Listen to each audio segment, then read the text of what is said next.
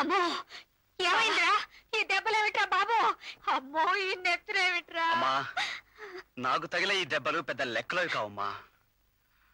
ఆ శేఖర్ గారిని వాడి తొత్తుల్ని ఒక పట్టు వదిలాను.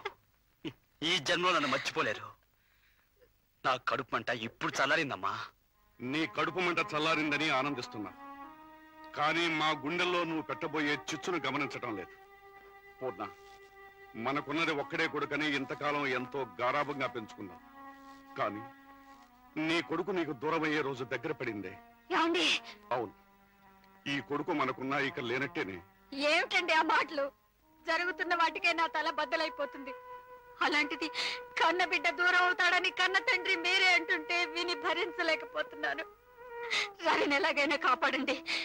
ఈ కావేశాల నుంచి కార్పణ్యాల నుంచి నా బిడ్డను ఎక్కడికైనా దూరంగా పంపించేయండి.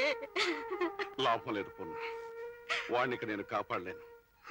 మొండితనంతో నీ కొడుకు ఒక రాక్షసుడితో యుద్ధానికి తలపడ్డాడు. ఆ రాక్షసుడిని ఇంతకాలం నేను బుజ్జగిస్తూ వచ్చాను. ఇక నా వల్ల కాదు.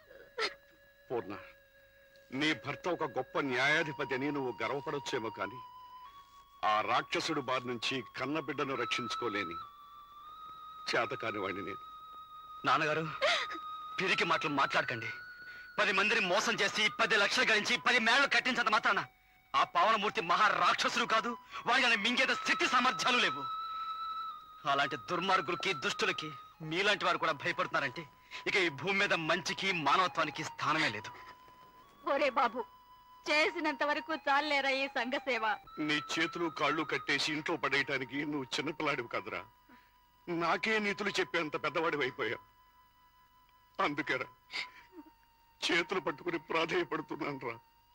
ఇక ముందు ఇంటి దగ్గరే ఉంటానని, ఎవరితోనూ దుడుకుగా ప్రవర్తించనని నాకు మాట ఇవ్వరా.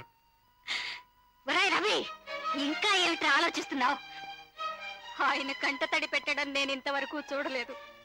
అలాంటిది ఆయనే కరిగిపోయి కాళ్ళ వేళ్ల పడుతుంటే నీ గుండె కరగలేదట్రా.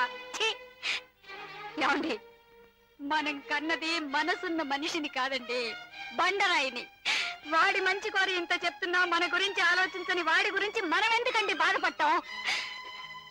ఇలాంటి వాడు ఉన్నా ఒకటే పోయినా ఒకటే. మనకు అసలు కొడుకే పుట్టలేదనుకుందాం, పుట్టిన ఆనాడే చచ్చాడనుకుందాం.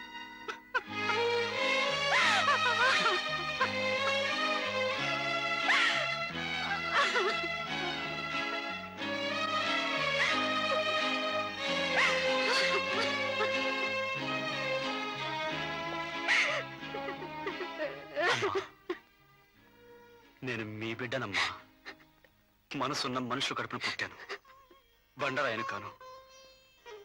మీ మనసు నొప్పించందుకు నన్ను క్షమించమ్మా. నాన్నగారు, ఇక్కడి నుంచి మీరు చెప్పినట్టే చేస్తానని మనస్ఫూర్తిగా మీకు ప్రమాణం చేసి చెప్తున్నాను. బాబు, బాబు, బాబు. ఈశ్వర్, మీకు జరిగిన అన్యాయానికి ప్రతీకారం తీర్చుకోవాలనుకున్నాను, కానీ ఏ ఒక్కరూ నాకు చెయ్యూతనివ్వలేదు. కన్న తండ్రే నా కాళ్ళకు సంకిలి వేశాడు. నేను ఓడిపోయాను రా ఈశ్వర్, నన్ను క్షమించు. రవి, నా జీవితం జారుడు బండ లాంటిది. పాతాళంలో పడి పత్రమైపోవాలి తప్ప నిలకడగా ఒక చోట నిలబడే అవకాశం నాకు లేదు. నా గురించి ఆలోచించి నీ బ్రతుకును నాశనం చేసుకోకు. ఇప్పటికే నా వల్ల నీకు చాలా అపకారం జరిగిపోయిందిరా. నా నుంచి దూరంగా వెళ్ళిపో. నా నీడ కూడా నీ మీద పడకూడదురా. వెళ్ళిపో, వెళ్ళిపో. ఈశ్వర్, నేను నీకు దూరంగా వెళ్ళిపోవటం ఏమిట్రా? అవే మాటలు. ప్లీజ్ ఊరుకోరా, ఊరుకో. నాయనా ఈశ్వర్,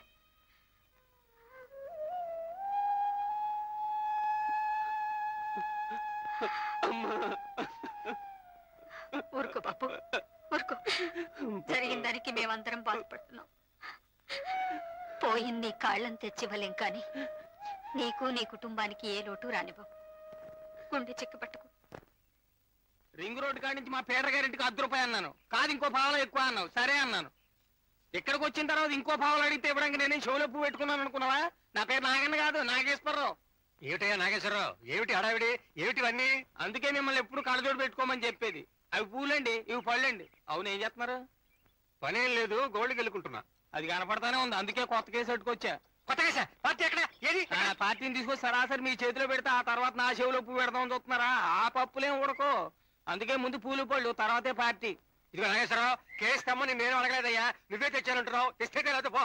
ఓయ్ ఓయ్ ఓయ్ ఓయ్ ఓయ్ ఓయ్ ఓయ్ ఆగండి. ఓయ్ ఓయ్ ఓయ్ ఓయ్ ఇదేనండి మీ చదువుకున్న వాళ్ళతో వచ్చిన చిక్కు. వ్యాపారాన్ని వ్యవహారం అనుకుంటారు, వ్యవహారాన్ని వ్యాపారం అనుకుంటారు. రే, ఆ పూలు పళ్ళు అక్కడ పెట్టిపోరా, నీ వ్యాపారం అయిపోయిందిగా. ఇప్పుడు నేను వచ్చింది మీతో వ్యాపారానికి. వ్యాపారం చేయడానికి నేను ఏమన్నా చింతపండు అమ్మేవాళ్ళనుకున్నావా? లాయర్ని. ఆడికాడి చింతపండు ఉంది, అమ్ముకుంటున్నాడు. మీకు ఆడ పట్టా ఉంది, నేను కొనుక్కుంటున్నాను. ఇది వ్యాపారమే. ఇప్పుడు అసలు విషయం ఏంటంటే, నేను మీకు కేసులు అట్టుకొస్తాను. 30 వంతు నాది, పావలా మీది. ఏమిటి? కేసు చేసేది నేను, నాకు పావలా, నీకు 30? 20 పైసలకు కూడా చేసేవాళ్ళు ఉన్నారు. అసలు ఏంటండి మీరు చేసే కేసు? మొత్తం లిటికేసినంతా నేనే చెప్తున్నాగా. మీరు ఒప్పుకుంటారా, లేకపోతే అరండాలపేట అబద్ధాల దగ్గరికి వెళ్ళమంటారా? ఆయన అయితే 5 పైసలకే ఒప్పుకుంటాడు. మనసా, వీడు చెప్పేది నిజమే. ఎందుకైనా మంచిది, ఒప్పేసుకో ఒప్పేసుకో. ఎంతకీ ఒప్పుకున్నట్టేనా? లేక చేస్తానా? అలాగే కాని. అమ్మయ్యా, ఇందా ఈ ఎంటికే తినండి. నాకు బాగా తినండి, మా నాయన తినండి. తినండి. వీడు పావలా కూడా ఇచ్చేట్లేడు.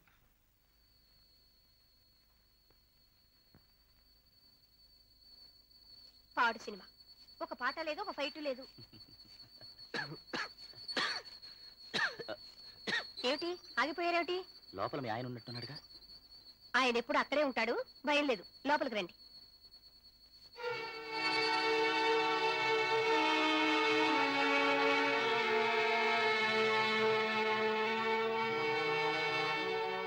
ఏమయ్యా, ఇంకా భుంచలేదా? ఏమిటి రాస్తున్నావు?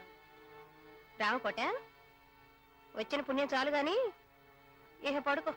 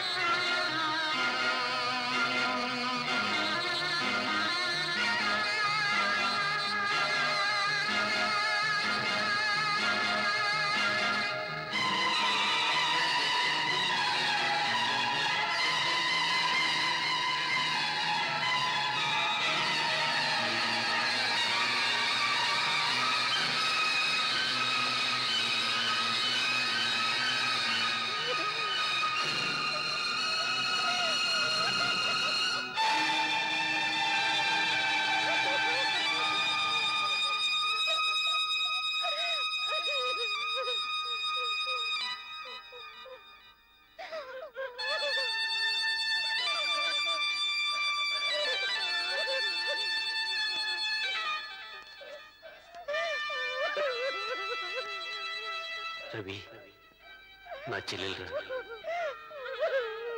నా చెల్లెలు, నా చెల్లెలు.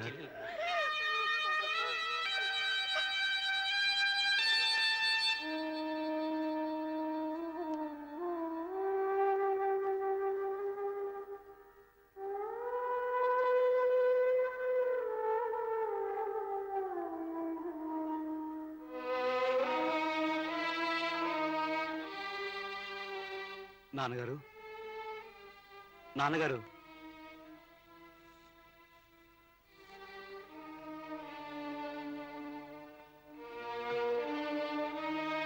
ఈ ప్రపంచంలో నాకున్న ఒక్కగానొక్క స్నేహితుడు ఈశ్వర్. అతను చనిపోయాడు. బ్లేడుతో రక్తనాళాలు కోసుకుని రక్తం కారిపోతూ ఉంటే చూసే దిక్కు లేక చనిపోయాడు. తన చుట్టూ ఉన్న కొంతమంది మనుషుల దురాగతాలకు బలైపోయాడు. ఇక మిగిలింది అతని చెల్లెలు పద్మ. నాన్న వాళ్ళని కోల్పోయిన అనాథ. ఆమె బాధ్యత నేను స్వీకరించాను నాన్నగారు. ఆమెకి ఏ లోటు రాకుండా చూస్తానని పెళ్లి చేసి ఆమెకు మంచి జీవితాన్ని ఏర్పాటు చేస్తానని నా స్నేహితుడికి మాటిచ్చాను. మాట నిలబెట్టుకోవడం నా బాధ్యత, కానీ నా బాధ్యతని మీ మీద పెట్టలేను. అందుకే పద్మను ఎక్కడైనా ఉంచి ఆమెకు దారి చూపించాలని ప్రయత్నిస్తాను. వస్తాను గారు, వస్తానమ్మా. అమ్మా పద్మ, రామ్మ, లోపలికి రామ్మ.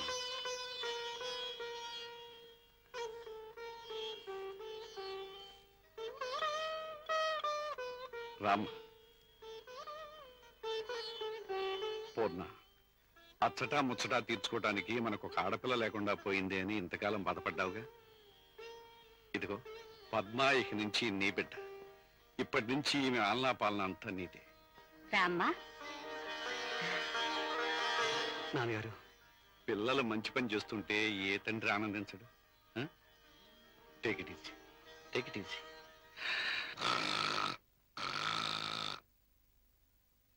ప్లేడర్ గారు, ఎవరా నువ్వు?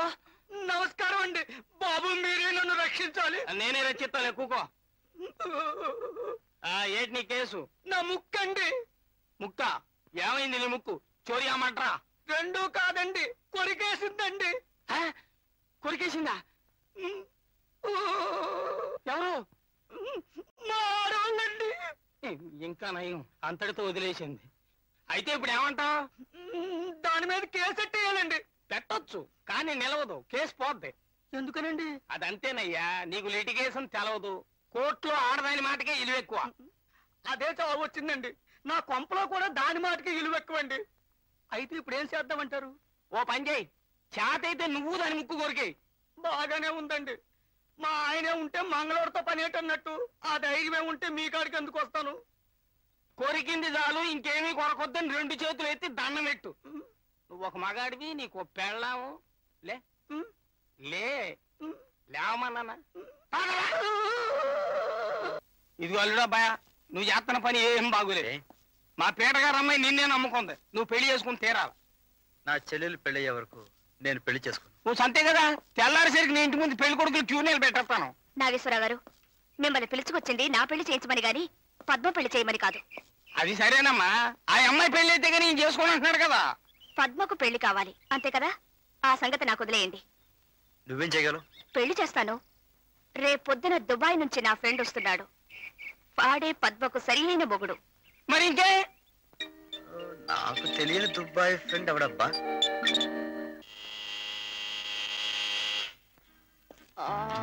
హాయ్ బ్యూటీ, నువ్వేనా పద్మ? అవునే. Fantastic figure. ఎవరు? నీ కాబోయే మొగుణ్ణి. అవును, వచ్చేస్తావా? వెళ్ళిపోదాం. వదిలు, మా అన్నయ్యతో చెప్తానండి. వీడెవడో చూడు, ఇష్టం వచ్చినట్టు మాట్లాడుతున్నాడు. ఎవడరా నువ్వు?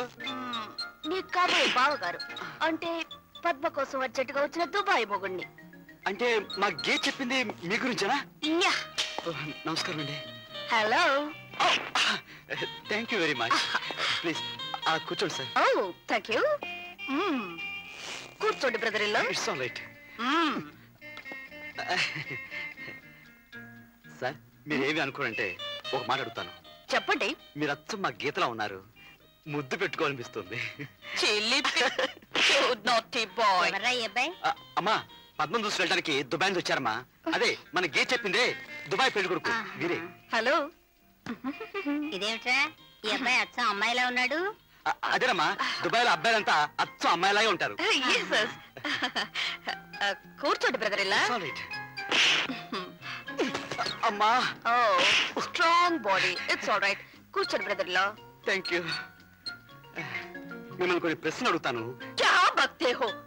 మీరు అడిగే ప్రశ్నలకు జవాబు చెప్పడానికి నేను రాలేదు. నేను అడిగే ప్రశ్నలకు మీరు జవాబు చెప్పండి.